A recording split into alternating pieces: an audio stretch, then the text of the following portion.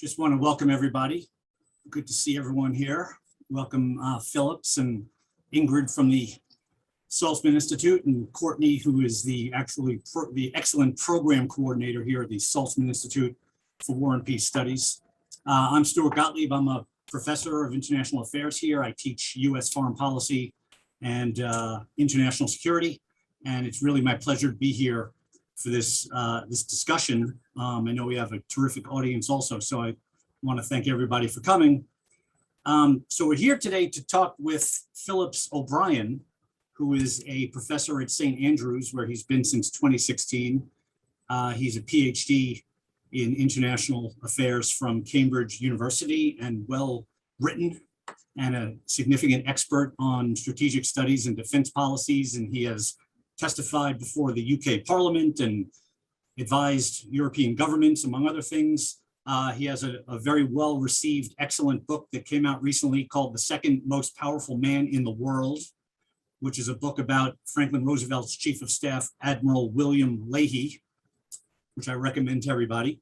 And so this topic today, what was US grand strategy in World War II? And that sounds a lot like history to me, and it sounds a lot like history to everyone here. But two things I want to point out before I turn it over to Phillips. Number one, that was one of the most key moments in world history, not just American history. The US grand strategy in World War II and what came out of that. Because we have to remember, when the United States entered World War II, it was an isolationist power. And it had been an isolationist power for 150 years. And some of you might be saying, but didn't the United States fight in World War I? And the answer is yes. And that only reinforced America's longstanding tradition to be an isolationist power, aloof from the world. So those 4 years of war were this fascinating transition moment for US strategic thinking and for obviously world history. And that's when the United States came out as the leading global power in the world. And again, I say it's history, but it's kind of living history because it's a really important topic for a really important moment we're living through right now. The United States, with this Ukraine war going on, the United States is now, as we speak, in real time, maybe rethinking its post-Cold War grand strategy. US post-Cold War grand strategy, and you see it even more so with the Europeans to a certain extent, US post-Cold War grand strategy was based mostly on an assumption that the rules-based liberal order that the United States helped create and led after World War II, that would just simply become universalized. But now we see with the rise of China, we see what Russia's doing. Maybe the United States needs to start rethinking its grand strategy again, a couple of decades after the end of the Cold War. So these are key moments in history, very fascinating, and we have the perfect person to lead us into this, starting back in the 1930s, 1940s. So let me say and welcome Phillips O'Brien. Thanks, Phillips. Oh, thanks a lot, Stuart. And by the way, thank you, Courtney, and thank you, Ingrid, also for helping to set this up. And yes, I suppose this is a history paper, as Stuart says, but I hope actually the applicability goes to today, because I think a lot of the lessons that we see, or the models and behaviors that we see in the Second World War, are transferable to most states at most times, actually. And I think we can see a lot of, say, the process questions that faced the United States in the Second World War faced by Putin's Russia now, and how they examine and apply grand strategy. So yes, it is a historical paper, but it is hopefully one with some applicability, with indeed a slight twist in the end, where it might become even more applicable if certain things seem right. And by the way, I am assuming that you have a relatively not detailed knowledge of the personalities and policymakers in the Second World War of Roosevelt and the people around Roosevelt, or should I assume that, in a sense, that wouldn't be covered in any detail? Stuart or Courtney? Yeah, you can assume a moderate amount of that. So you might want to do a brief intro on some of the more obscure figures. Well, all right. I'll. If, by the way, anyone then has a question while I'm going on and I've gone over a personality or a decision too quickly, please raise your hand and stop me so I can go back and do it. I'm going to do a screen share now because I have made a PowerPoint. And I hope then everybody can see that now. All right, no, the paper. What was U.S. grand strategy in the Second World War? By the way, that's very British to call it the Second World War. Americans call it World War II, but I've been programmed to use the British phraseology of Second World War. But it's interesting that they have these cultural differences. I'm going to start with another question. What was it not? And I think that's an important thing, because usually if you see many of the descriptions of what U.S. grand strategy was in the Second World War, I'm not sure that actually the way most books portray it is actually what the strategy was. It was how the strategy was articulated, or later how the strategy was assumed to be in studies, but I'm not sure it actually was the strategy that was followed. I.e., what it wasn't is the first point. It wasn't written strategy documents or announced plans. I've not found a single strategy document in the Roosevelt White House, or in the military, or in the Joint Chiefs of Staff, or Combined Chiefs of Staff, whichever explained U.S. grand strategy in the war. And it certainly isn't probably the most famous one, and I'm going to talk about that, which is often said as U.S. grand strategy, Germany first, to win the war, and Germany first to achieve its political aims. So I would say, don't look at the written strategy documents or announced plans.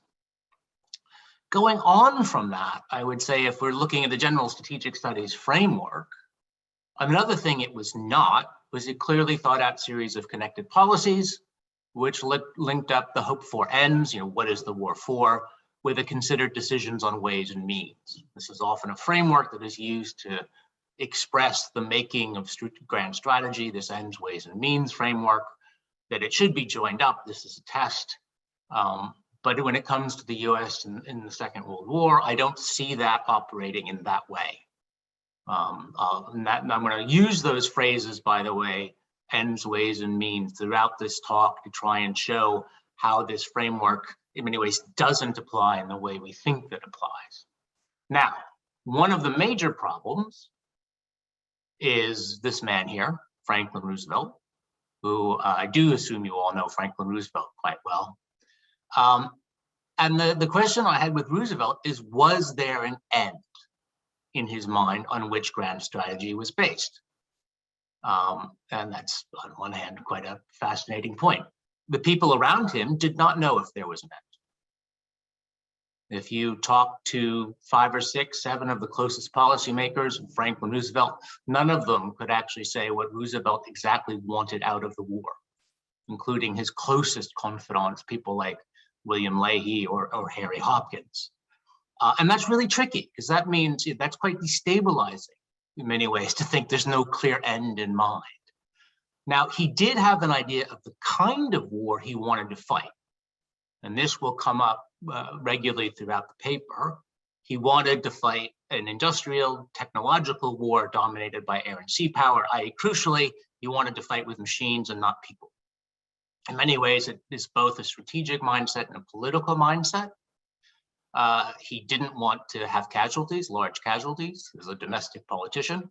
On the other hand, going back to being a young man growing up, influenced by Mahan, and then later fascinated with aircraft, he tends to have this technological air-sea view of the war. So he did have a general impression, it's not very specific, of how this air-sea technological machine war is going to happen, but he knows he wants to do that as opposed to other kinds of wars that he's presented with. Now, also, he clearly wanted to win the war. No doubt about that. He wanted to get in the war long before he did. So Roosevelt probably wants to get in the war in May, June 1940 when France falls. But he needs to wait a little bit. But there's part of Roosevelt that wants to get into the war very early. But it's not quite sure exactly if he had a specific vision of what he wanted out of the war. Now he had a very sort of extremely broad view, a quite indistinct view on the ends. He wanted cooperative, but to get along. We hear phrases like the 4 policemen, and all of that. There's not a lot of meat on the bones for the specifics. He does believe that some kind of positive, or at least cooperative in some ways is too strong of a word, but at least aggressive relationship can be set up with the United States and the Soviet Union through the United Nations. But beyond these general broad principles, it's hard to see. And what also is fascinating within that is he believes his personal role. He's not talking so much about the United States' role, as in many ways he's talking very much about his role in setting this up. I mean, Roosevelt is an extraordinary character. He makes maybe the most irresponsible grand strategic decision made in US history, and that's quite a broad charge, by refusing to admit that he's dying and running for re-election in 1944. Franklin Roosevelt was dying. He should not have done that. He could barely work for the first 6 months of 1944. You can go through his calendar, by the way, it's all online. It's fascinating. It's through the FDR library. He can work maybe a third of the time. He has to take a month off here and 2 weeks there. He's barely functioning. And he is aware of that, and yet he runs for re-election when he knows he's dying. Moreover, he runs for re-election. He chooses, as I say, the last point, a vice president with whom he never communicates. Doesn't really spend any time with Truman. He doesn't share his visions of post-war policy with Truman. He just keeps the vice president in the dark. And so I think that reveals a great deal. That Truman had no idea what Roosevelt wanted for. He hardly ever met him. In fact, he was so excited on the day Roosevelt dies, he doesn't need it because he gets called into the White House. He thinks he's finally going to get a meeting with the president. The only reason he's called in the White House is to be told the president is dead. And I think that sort of examines the relationship between the two. So Roosevelt is, I think, very important, understanding there might not have been as clear an aim as he knows. Now, if we say what was it not and what is difficult, then what could grand strategy be for the war? Well, let's start with what we do know.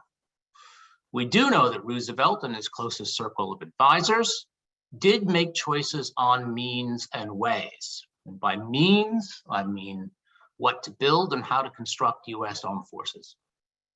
And by ways, where and when to employ those armed forces in very sort of broad decision-making. And I think that's the important, that Roosevelt was not a meddler. He didn't care about which plane you made. He just wanted planes made. So he didn't care about whether you landed on Utah Beach or whether you landed in Brittany. He just said, okay, this is when we'll go to Europe and this is what we'll go to the Pacific.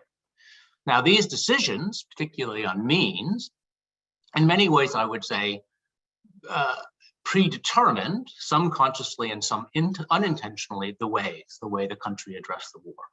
So the more I've looked at it, actually US grand strategy emerges from decisions about what to build and how to construct the armed forces, which is it's a really fascinating sort of series of decisions, which intersection of the strategic needs, the industrial needs, the technological needs, and the political needs, the social needs of the country all come together in this series of choices. Now, by the way, I just wanted to have a quick brief here, generally on understanding the importance of decisions on means. The more I've learned, people who know my work on the Second World War might know the book I wrote before the Leahy book, which was How the War Was Won, which was the Cambridge University Press book of 2015. And that book tries to present a different view of how the war developed, and as you'll often see in the more descriptive views of the war, by it looks at what countries made, where they sort of deployed it, and how it was destroyed. So it's a very much an equipment and production view of the war, as opposed to an allocation of soldiers or indeed a verbal expression of the war.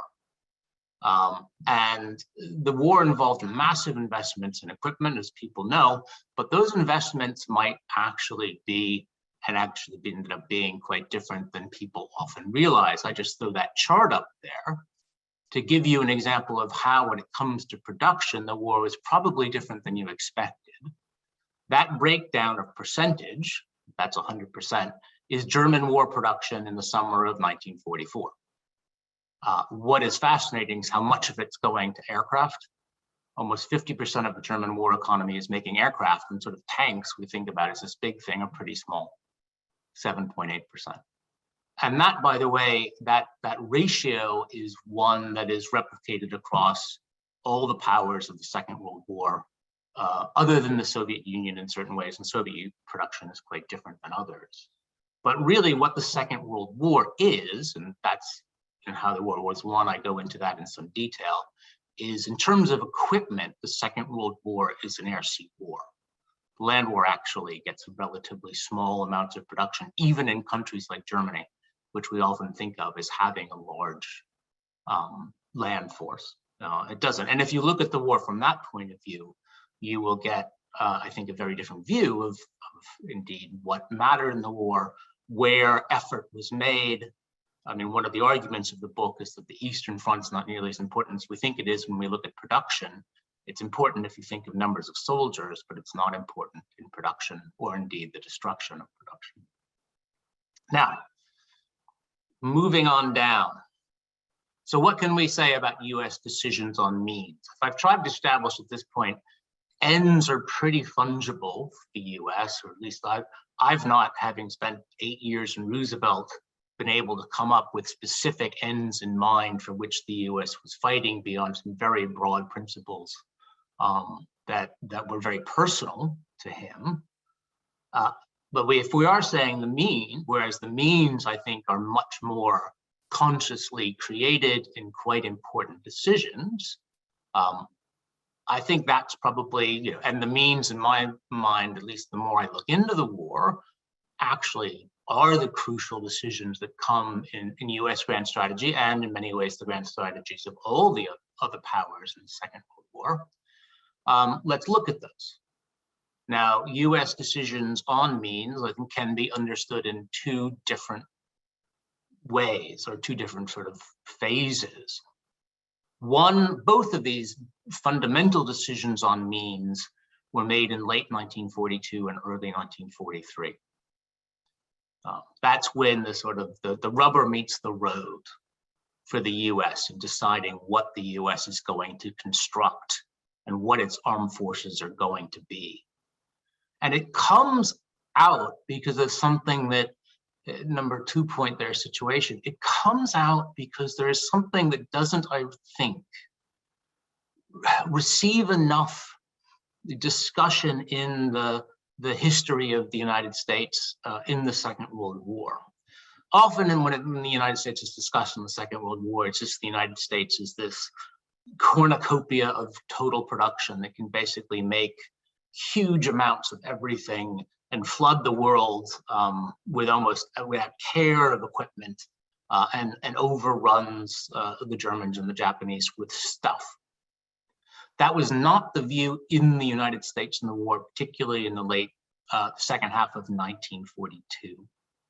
They had developed what was called the Victory Plan. Sort of Roosevelt comes in early 1942 and announces what is called the Victory Plan, which actually would be to swamp the world with production.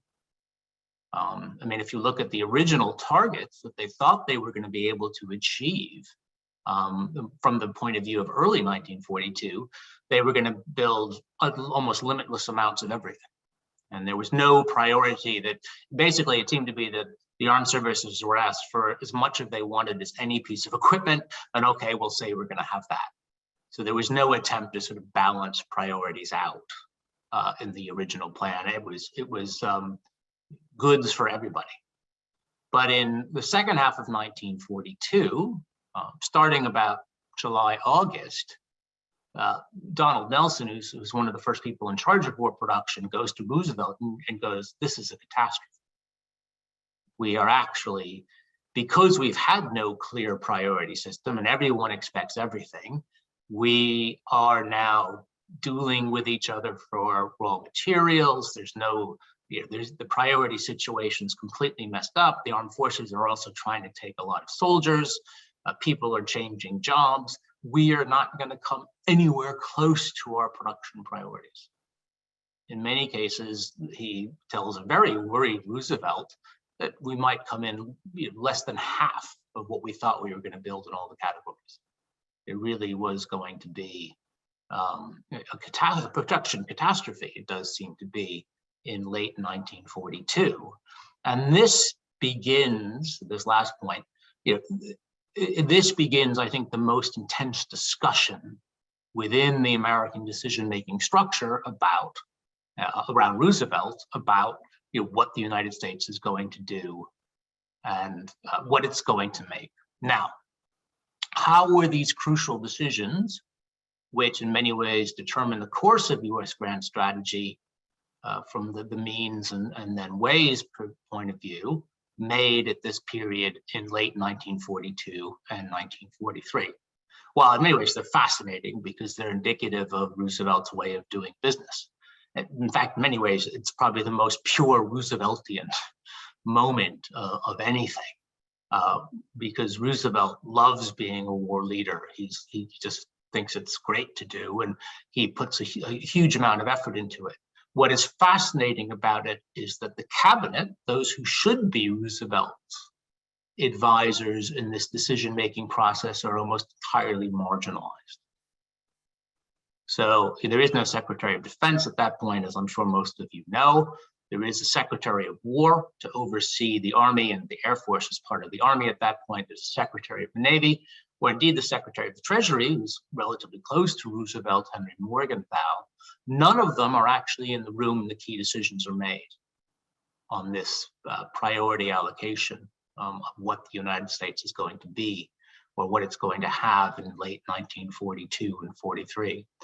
In fact, what's interesting is there's only one other civilian who exercises some influence over that. And that's, if you look at the picture at the top, I'm assuming most of you know who this person is, and this is Harry Hopkins. Hopkins is one of the most extraordinary figures in the history of American grand strategy making, because he has no position other than being Roosevelt's close advisor. He lives in the White House. He's actually living with Roosevelt in the White House in 1942. He doesn't have a cabinet post in any sort of a formal way, and yet he's far more powerful than any cabinet member. He sees Roosevelt anytime during the day. He has many dinners with Roosevelt. That Roosevelt at this point seems to trust Hopkins implicitly.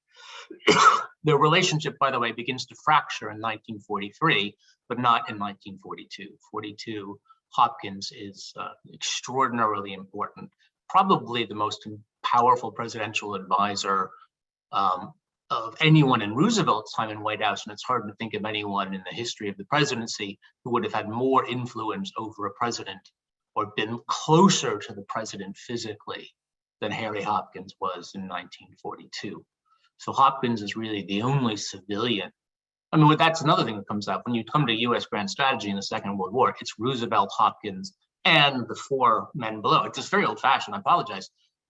This is probably going to be the most old-fashioned paper you're ever going to hear these days.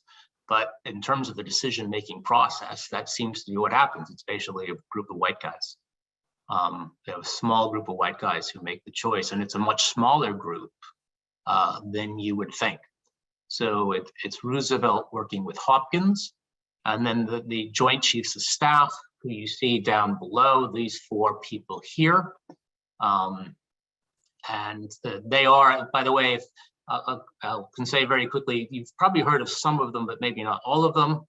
The one whose head you see there is the one I've written about. That's William Leahy, who's the president's chief of staff, to the commander-in-chief, and he's called senior member of the Joint Chiefs at this point, but that evolves into the chairman of the Joint Chiefs. He's Roosevelt's oldest friend in the sort of administration. He's met Roosevelt in 1915, when Roosevelt becomes Assistant Secretary of the Navy. Leahy actually is working in the Navy Department at that point, and the two just bond, and they stay friends the entire time. And so when Roosevelt becomes president, he basically starts raising Leahy up the ladder. Leahy becomes every senior naval appointment that Roosevelt can give him. He's chief of naval operations is his last post. And then when Leahy retires from the Navy in 1939, he's made first governor of Puerto Rico, then ambassador to Vichy France. Before, when war breaks out, he's brought back from Vichy France and made chairman of the Joint Chiefs. So he's closer, he's not as close to Roosevelt as Harry Hopkins at this point, but other than Hopkins, he's the closest person to Roosevelt in the sort of decision-making structure. The other three people are the head of the different branches of the armed services. There's George Marshall there, who's chief of staff of the Army. That's Ernest King, who's chief of staff, chief of naval operations and commander-in-chief of the U.S. fleet, but basically the service head of the Navy. And that is Henry Arnold, who is the chief of staff of the Army Air Force. Now, Arnold's actually ostensibly below Marshall in the power structure because the Army oversees the Army Air Force at that point, but they treated, all four of them were treated as sort of equal members of the Joint Chiefs. And Arnold was very powerful in his role in the Air Force, partly because Marshall wasn't that interested in planes. And so Arnold could do what he wanted. So this is, I would say, these six with relatively little input from outside, from cabinet members and the like, make the fundamental decisions on how the United States is going to construct its means to fight the war. Now, what was decided? Well, I would say there were two groups of decisions. And the first one I'm going to talk about is actually the priorities of production. And these are the decisions made primarily in the last few months of 1942. This is a series of decisions made October, November, and into December of 1942.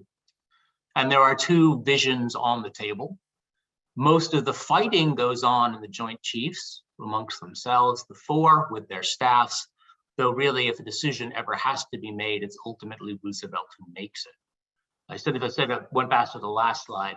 We have to understand at this point in the war, Roosevelt is a very active and interventionist war leader. He really has an extraordinary progression during the Second World War from 1942, this really powerful sort of controlling figure. By 1944, he's really sitting back and he doesn't have a lot of energy. This is Roosevelt, we might say, at the height of his powers and the height of his willing to intervention.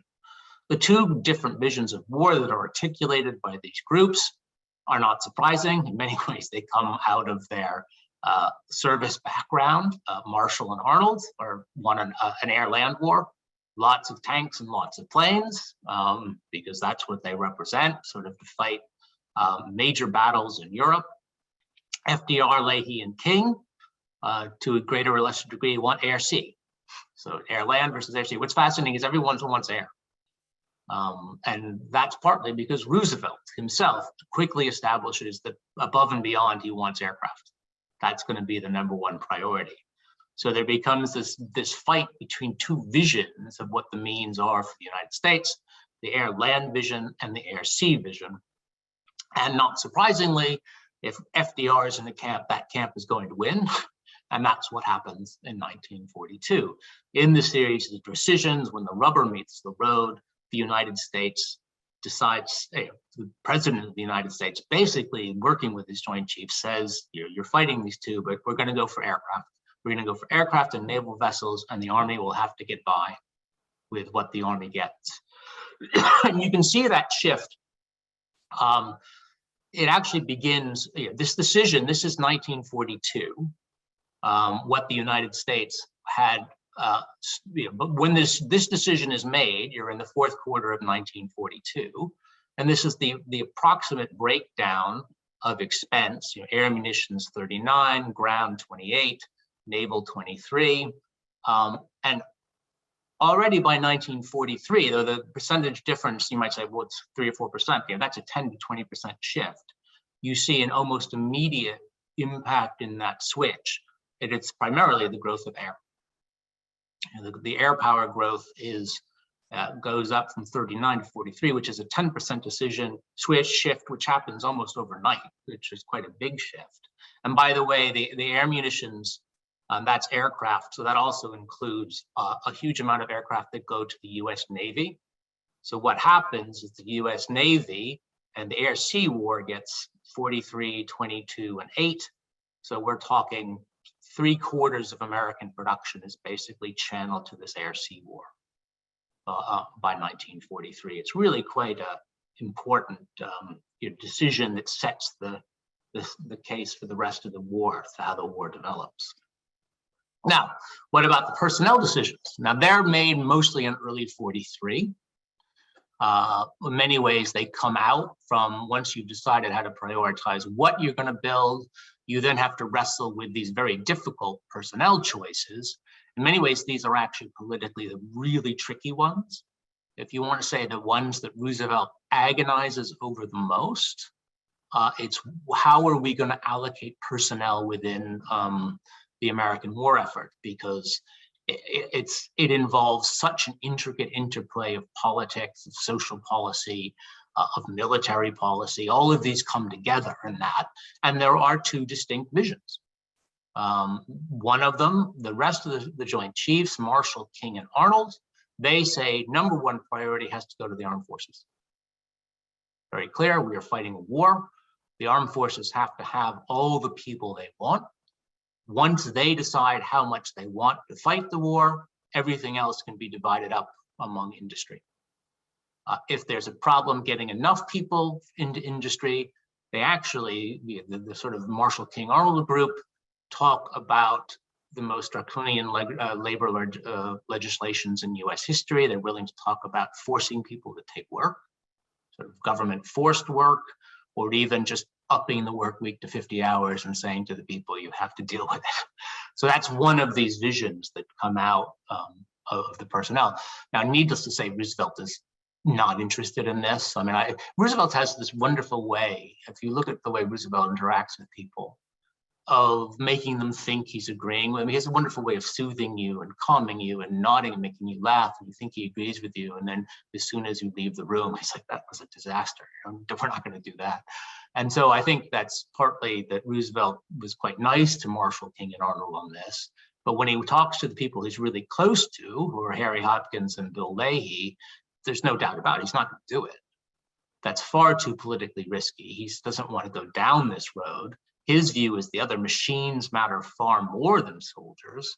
I don't want to fight, these big land battles if I don't have to. I want machines to fight them. So in fact, he flips it on its head and says, no, industry receives priority. We're not going to come in with draconian labor laws.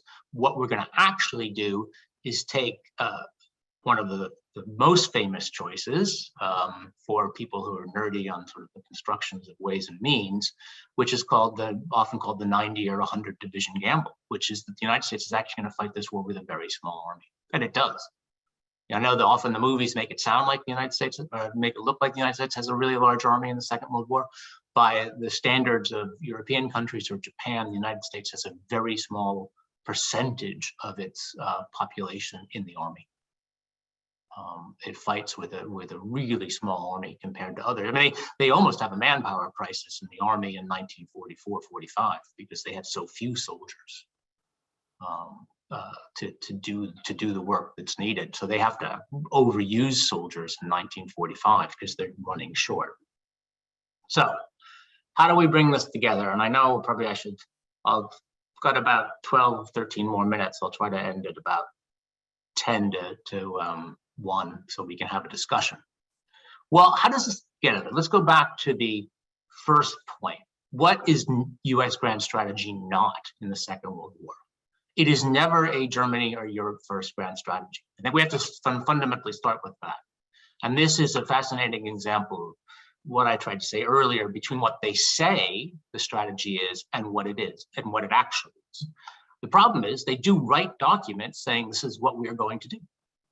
I can show you them. I have them. It first comes up in chiefs of staff conversations between American and British officers long before the United States gets into the war. It's then also codified a bit in US internal discussions of what happens if they have to fight both Germany and Japan. And in all of these documents that are written by military staffs, it is very clear that Germany is the #1 threat, Japan is the secondary threat. Therefore, what the United States should do is move overwhelming force against Germany. And once it fights Germany and forces Germany to surrender, well, then it can turn and fight Japan at its leisure. and sorry, sometimes I have the British pronunciation, at its leisure, and then that will be what it's been. And you'll see that in many history books. What's even more fascinating is that I found one example of Roosevelt seeming to endorse Germany first.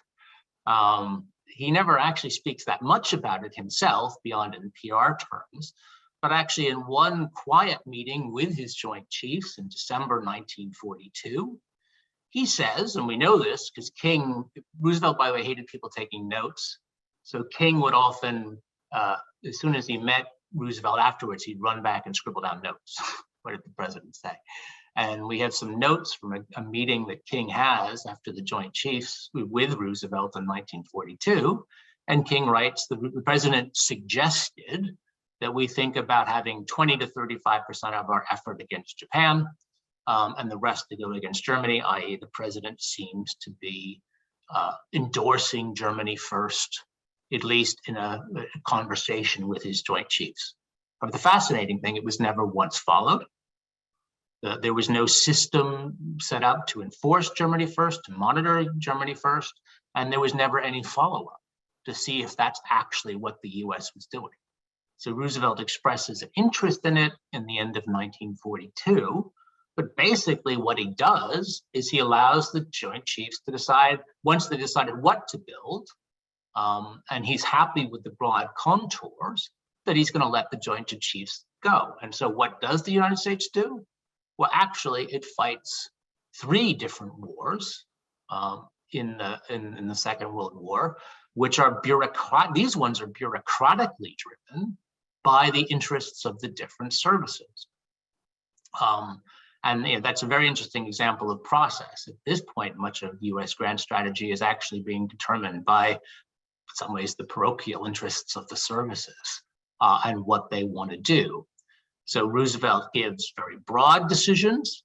By the way, this is when the Joint Chiefs of Staff come into their own as a decision-making body, is sort of 1943. The president has set the priorities of what they're going to build, and that means, okay, the Joint Chiefs, you then decide how you want to start allocating these forces in 1943, 44, 45. And the Joint Chiefs play a great role with that, with Roosevelt only intervening if he really doesn't like the direction, which very rarely does he unhappy with the direction.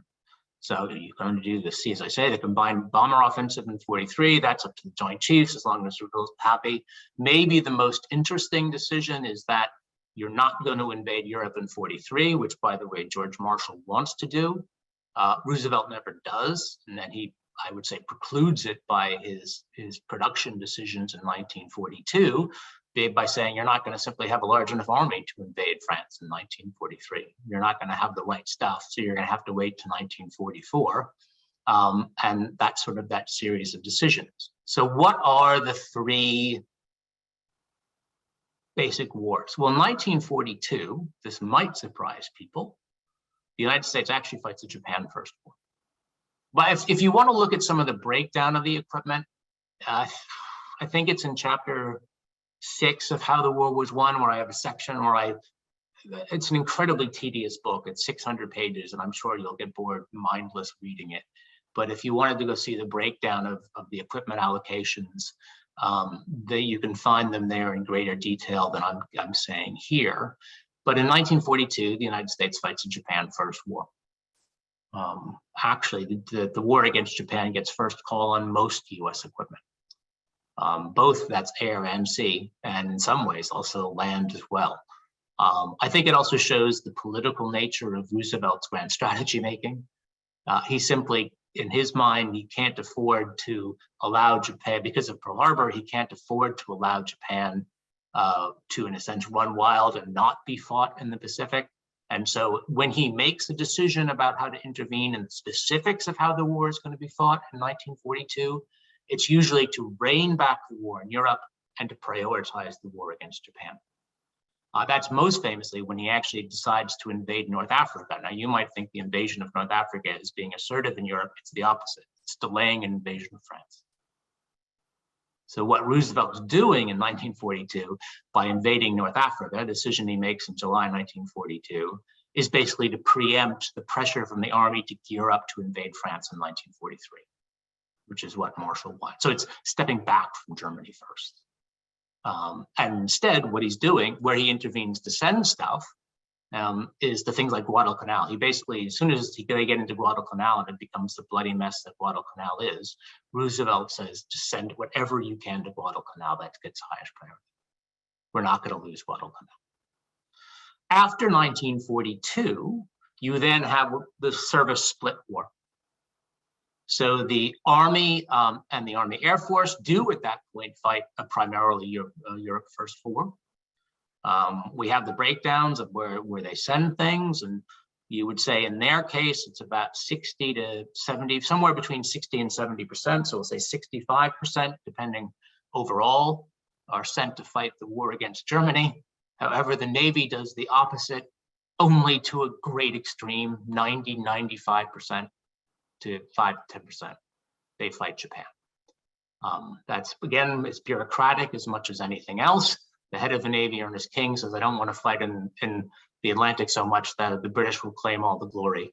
I want to have the US Navy dominant in the Pacific. That's where we're the dominant power, and I'm going to make sure it does. So basically, he sends hardly anything to fight a naval war in the Atlantic.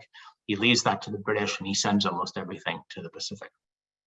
So overall, if you're going to break down, what the U.S. grand strategy is in terms of how they choose to allocate their equipment, in terms of achieving this very tenuous end, if there was an end, we can say there's probably just an approximate balance. If you're going to break it down, that's probably relatively close to 50-50. Though it was never a conscious choice. It just seemed to be allowed to be the services to do it. And Roosevelt's role was, as long as he was happy with the decisions being made, he wasn't worried about the overall allocation problem. He left that up to the services, which is also quite an interesting way to understand the limits of grand strategy making and what they do. By the way, I'm going to skip that. That's a slide. If I was going to say that the greatest example of this split, it's at what is often seen as the high point of the war, and that's June 1944, because there are 4 major campaigns that the United States is undertaking at that time, and there are 2 of those campaigns directed at Germany and 2 at Japan. It's fascinating to see when the war is reaching this crescendo in 1944, how evenly split much of the US effort is at that time. I put those pictures up because those are 2 amphibious landings that happened within days of each other. I think 3 days of each other, sort of the 3 or 4 days of each other in June of 1944. Anything, actually, the landing at the bottom, which is Operation Forager, the landing against the Marianas Line, which is much larger for the United States than the famous one which is D-Day. Actually, the United States throws far more equipment into a landing in the Marianas a few days after D-Day, but for some reason you don't see a Saving Private Ryan about Saipan or Guam. But it's just an interesting way we choose to remember it. So you have these 2 major amphibious landings, and in terms of overall equipment, probably Forager is a little bit larger than Overlord. The Overlord goes into the war in Europe, and then the Army takes over, so the Army ends up committing far more to Overlord as time goes by. But it's interesting that they can do both of these at the same time, that they just simply make the decision to make sure they can do 2 major landings and not prioritize. At the same time, there are 2 major strategic bombing campaigns that are undergoing, and both of them have been okayed by Roosevelt. And so the United States splits its huge Air Force, which again, that's the dominant thing that they're building, between Europe and bombing Japan. So you have the combined bomber offensive, which is being launched mostly from the United Kingdom and American air bases, but also from southern Italy. And then at the same time, you have the most extraordinarily wasteful campaign, maybe in American history, which is the B-29 campaign from China. If you ever want to go into details of military waste, I can go into those, but it's launched partly because they can't use the B-29s from Europe, so they decide to try to use them from China. The B-29s only become sort of not extraordinarily wasteful, but only a little bit wasteful when they start flying them from the Marianas after Forager happens. And how do we get to this point where we have balance in the summer of 1944? We end up at this point because of these ways, and the Ways and Means decisions in 1942 or early 1943. So you can make, if we're looking at how the US grand strategy, it's almost predetermined. What they decide in 1942, 43, early 43 about the means determines what the ways are. And in that sense, how do we end up concluding this? Well, what was the US grand strategy going back to this? Well, what was it not? It was not a coherent construct based on a rational understanding of ways and means. Don't see it. I don't see the connection. I don't see the process to bring this connection about, that one clearly informs the other to reach this point. So if you're, to me, that's one of those where you might have a model, but the model doesn't work to explain US grand strategy in the Second World War. It was a system in many ways all about ways and means, with only the haziest understanding of aims. And this is where it's starting to get interesting. Crucially, the process mattered more, I would say, than the plans, or even in many ways, the decisions. That the process by which these decisions were made and the process by which they were allocated determined the outcome much more.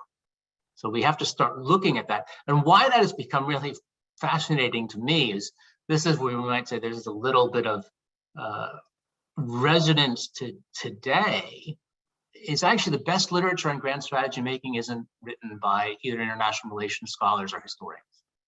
In many ways, the best strategy on grand strategy making comes from management studies, I would say, as I've gotten into it. There's a whole series of literature on what's called strategy as practice. And what strategy as practice actually does is, don't look at your strategy documents. And by the way, how much time do we spend writing strategy documents? It seems to be what every institution does all the time.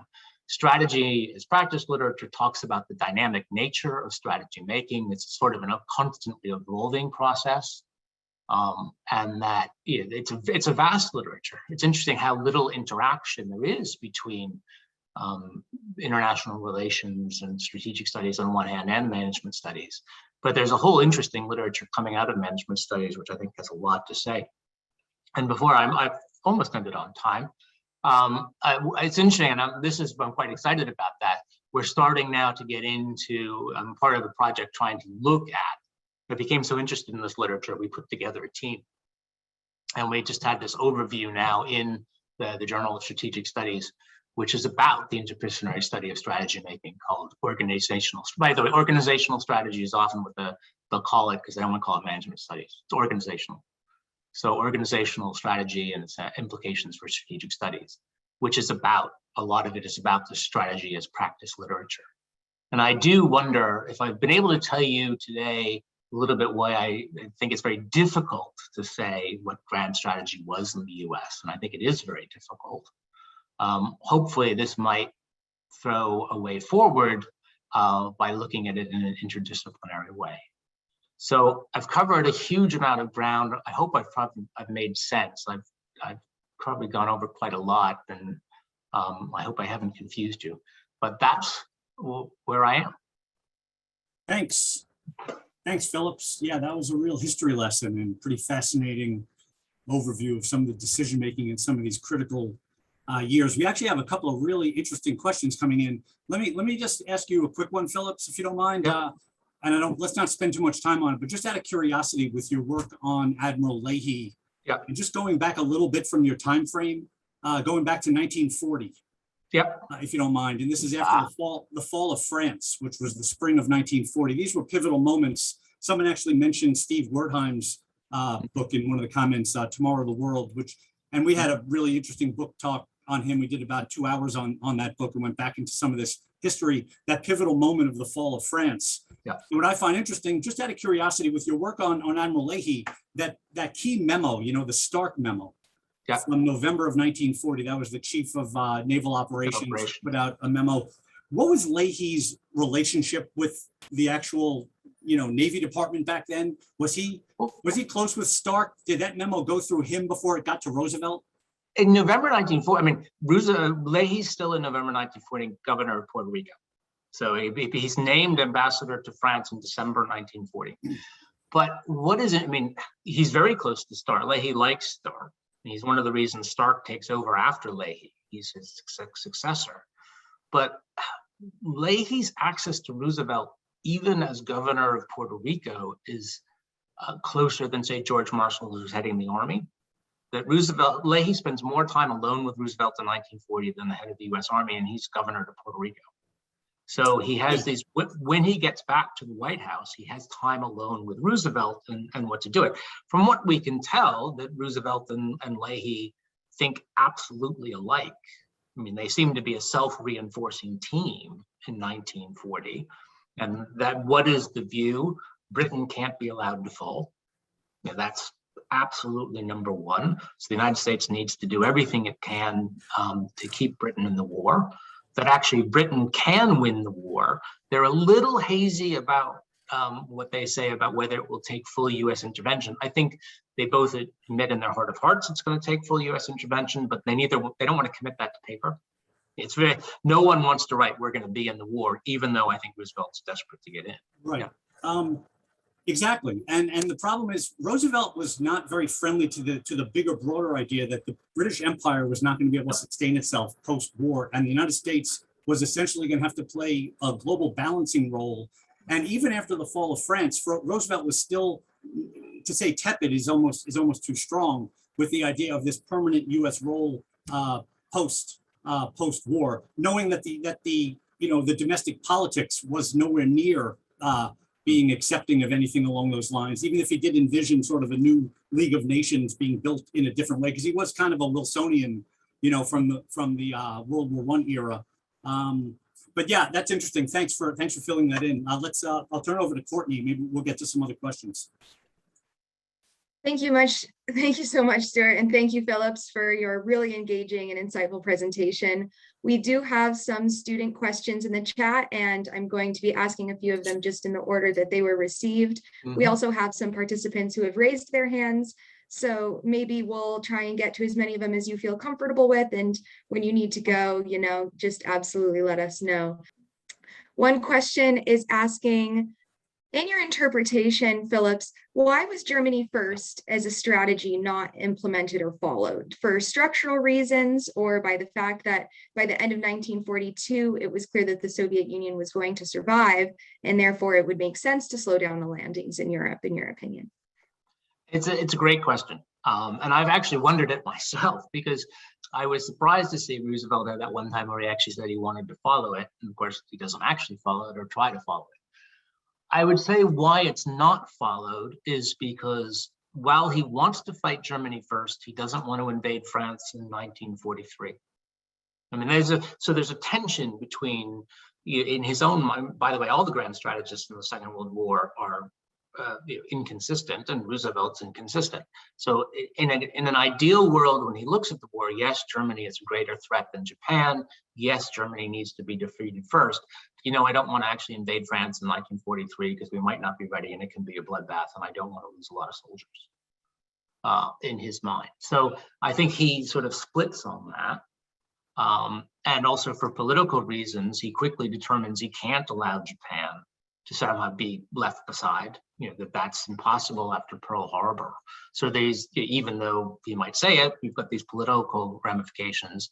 And then once he makes his big intervention in the second half of 42 about what to build, as long as he's happy with the way the war is progressing, that's all that matters. And it's very much a keep the president happy, he's okay, he's made his general broad decisions, the war seems to be progressing, why am I going to interfere? It seems to be the way. So Roosevelt's happy. If he wants to interfere, he can, but he chooses not to interfere because on the whole, he's relatively happy in the way that the war is going. So I don't know if that's the basically consensual view of grand strategy making or the non-interventionist one. And then the final reason is, but sometime in 1943, Roosevelt begins to decline. It's sort of an imperceptible process. It's very slow at first in 1943, but he's clearly slowing in 1943. And then by the end of the year, he's just shattered. He gets home from Cairo and Tehran. He goes to these conferences with with Churchill and Stalin in Chiang Kai-shek in November, December of 1943.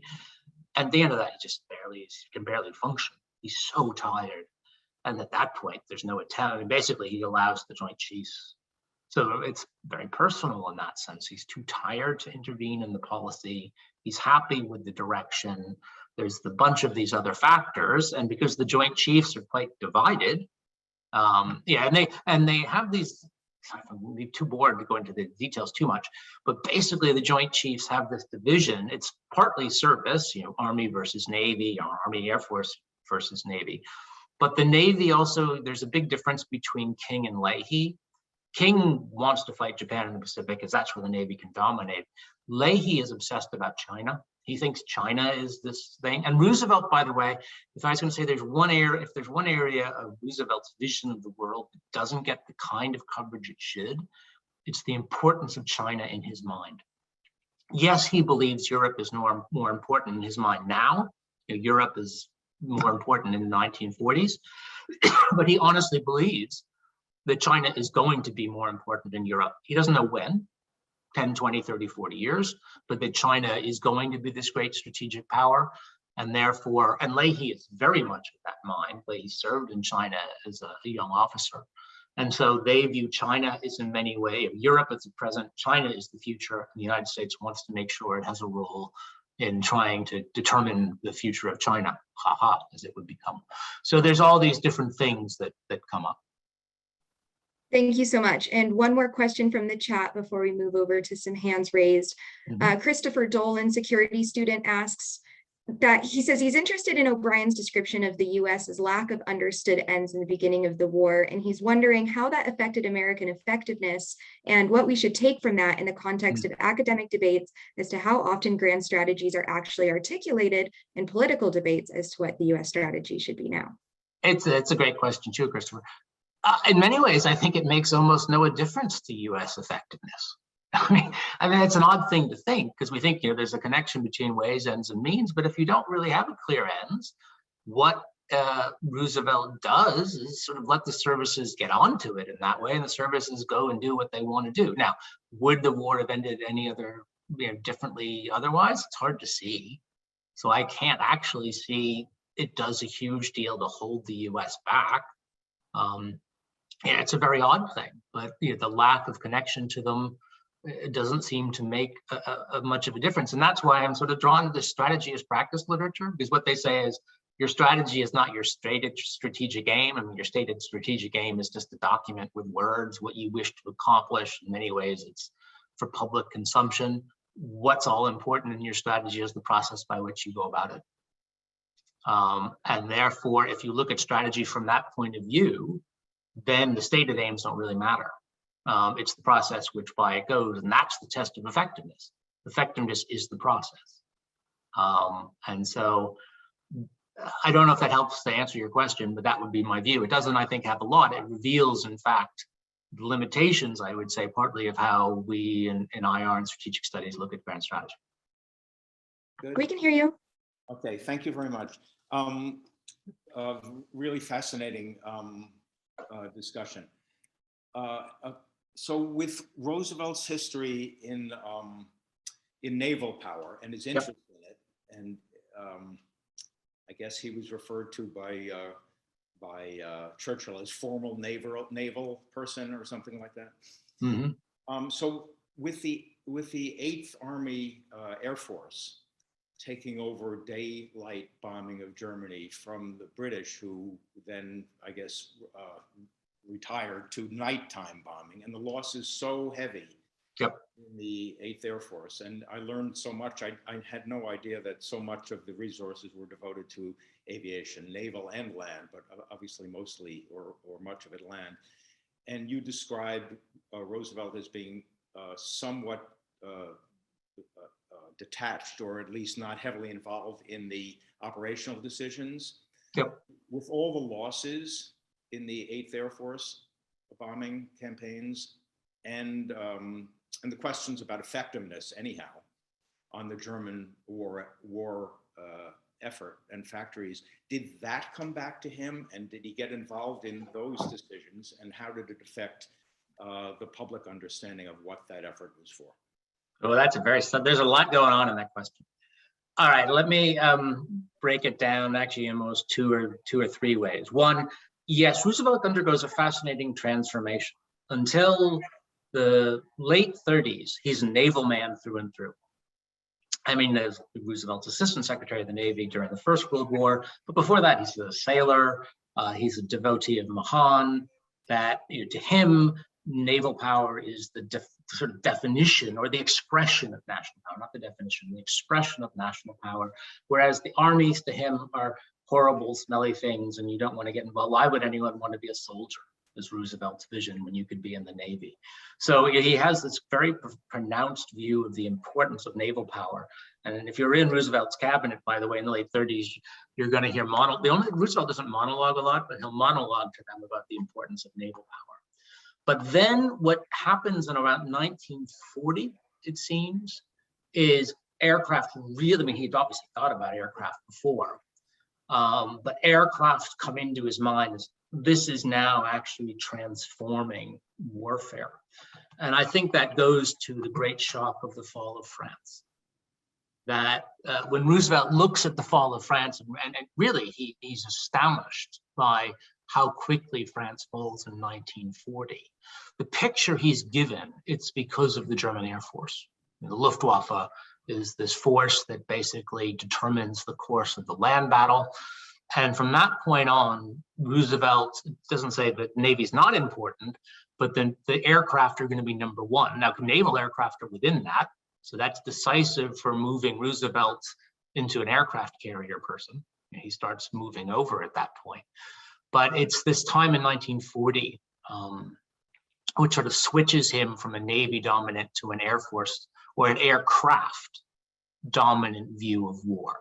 What he didn't have within that was specifically how the aircraft were going to be used, because interestingly, he's affected mostly by the Battle of France, and that's tactical air power, the use of air power on the battlefield, not strategic air power, sort of bombing of cities.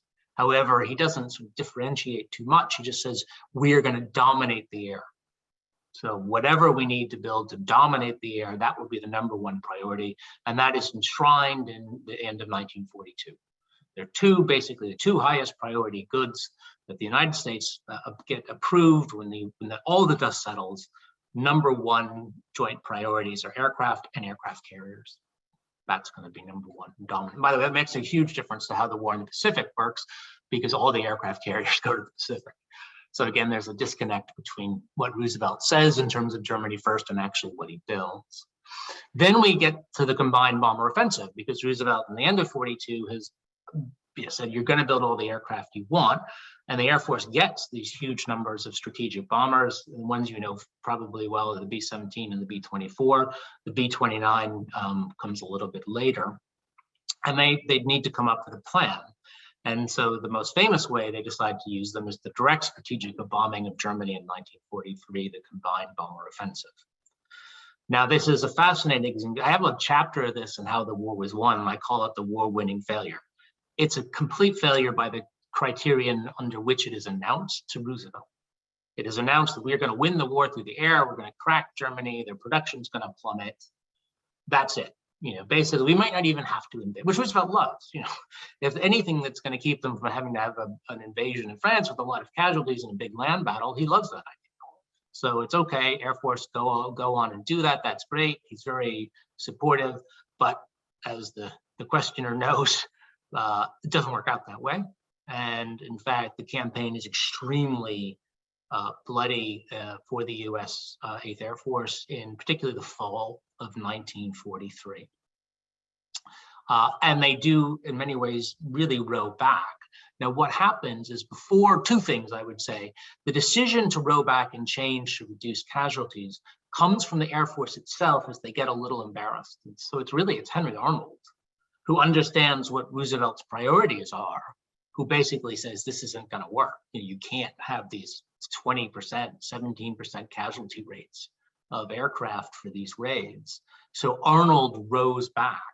I think maybe before Roosevelt might have ordered him to row back, that the Air Force begins to do less dangerous raids until it can get the long distance escorts to go along with it. And the other thing is Roosevelt, by the end of 43, is completely preoccupied with the upcoming meetings with Stalin. I mean, this meeting with Stalin that he has in Tehran in 43 has been something he'd been planning for all of 1942. He'd been desperate to have it. He really wanted to see Stalin. Partly that's Roosevelt's personal view of his own role. You know, he views his personal role so highly that he'd been trying to court Stalin. He finally gets the meeting. That's all he can focus on for the last month or two of 1940, or last 3 months of 1943. And then he's so tired otherwise. So it's more, I would say, the aircraft preempts Roosevelt from having to intervene by changing its bombing policy when it gets really bloody. Does that make sense?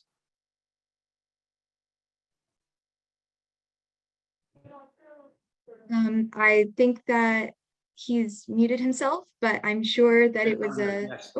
Yeah, I said thank you. Yes, it makes sense. I appreciate that, and I'll read more and think further about it. Thank you.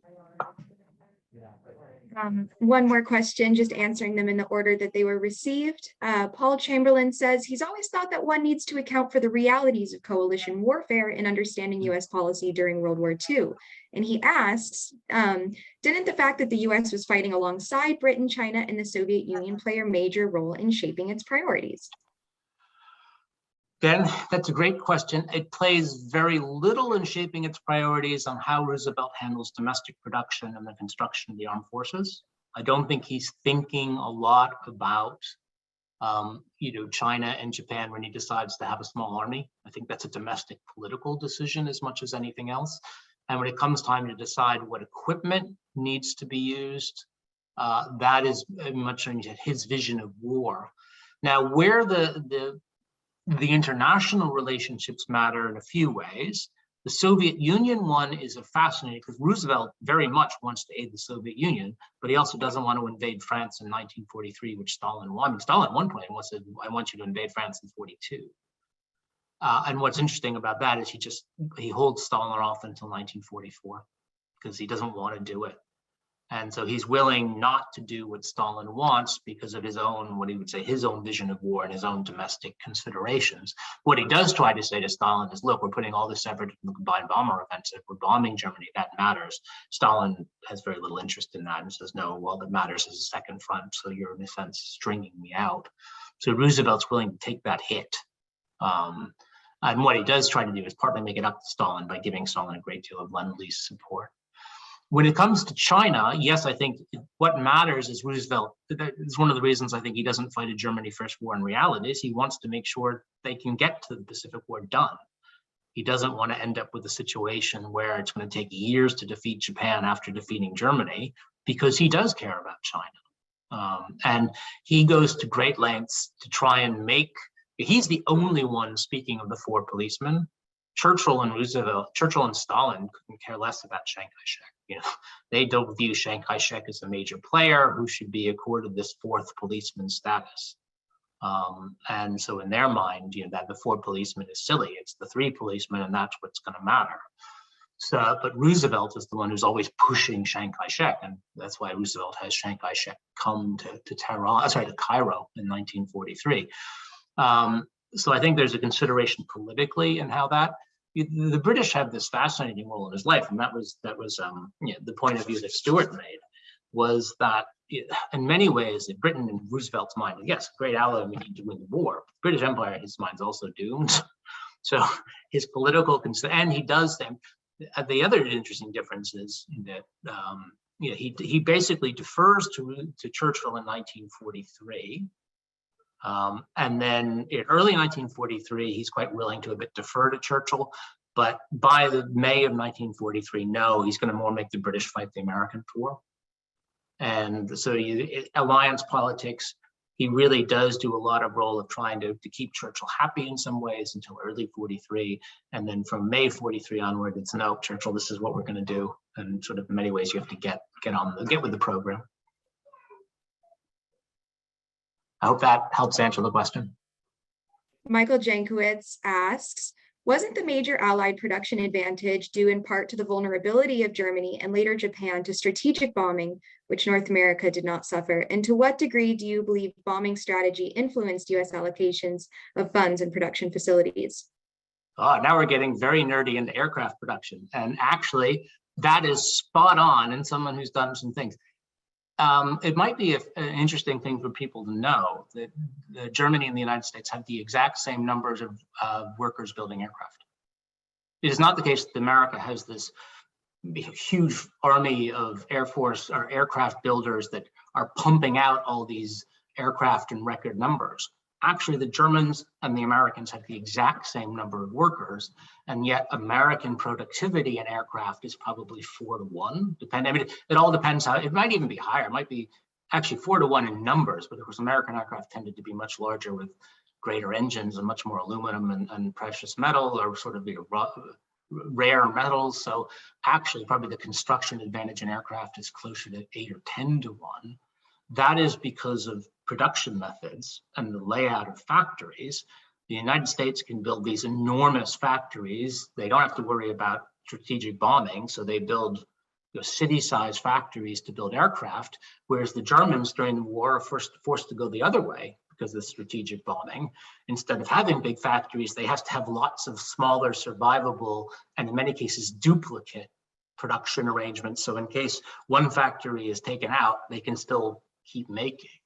So they have much less output per worker because of the impact of their reaction to strategic bombing. So that is, I mean, that's absolutely spot on. That's why I do think the bombing campaign, which doesn't reduce German production in the way they say it does, distorts German production in quite a pronounced way, and it takes up a massive amount of German production. So yeah, it's a great question. Okay, and then we have one final question from the chat, and I know that we are coming up on the end of our 1:30 window here, so I might let you go, and thank you so much for answering all these great questions. Have you heard the new book, Tomorrow the World by Stephen Wertheim? And if not, the book indicates that US had a grand strategy prior to the Pearl Harbor attack. What is your opinion on this? I've not read it yet. So I will take a look at it soon. They might have actually had a grand strategy before Pearl Harbor because they had a lot of grand strategy documents. So I wouldn't, if you had asked the United States, do they have a grand strategy on December 6th, 1941, they would say absolutely we have a grand strategy. It's well worked out. It's in all these documents. It's Germany first, and it's a plan to fight the war with this kind of distribution, and this is the way we're going to do it. So I think absolutely in their minds they had a grand strategy. It's just once you get into the war, all bets are off because you're reacting to the course of the war. I mean, if not to use too terrible of a demonstration now, I think did Vladimir Putin have a grand strategy when he invaded Ukraine? Yes, he absolutely did. He thought he'd be able to take over Ukraine relatively quickly, impose a government, deal with the sanctions, and eventually the people would accept what he thought. But the war has changed that. Wars absolutely destroy pre-war planning. So I don't disagree with the United States could have a grand strategy before December 7th, 1941. My feeling is it's not in place after December 7th, 1941 because of the war. Hope that makes sense. I think it does. Well, thank you so much for joining us. I think that we've had a lot of really interesting points raised today and a lot of great discussion. And thank you so much for joining us, Phillips O'Brien. Thank you so much. By the way, if anyone has any questions, please email me. Absolutely. You know, I'd be happy to get emails. So it's just it's just PPO, my initials at St. Andrews. So. Yeah, excellent. Do you have any other closing thoughts or before we wrap up our session? Oh gosh, no, I've probably spoken too much. So. No, the perfect amount. Thank you so much then for joining us. Thank you so much to all of our attendees. I think we had a great result, over 100 people, and that's always heartening. Apologies that we couldn't get to all of the questions, but we appreciate your participation and look forward to seeing you at future Saltzman events.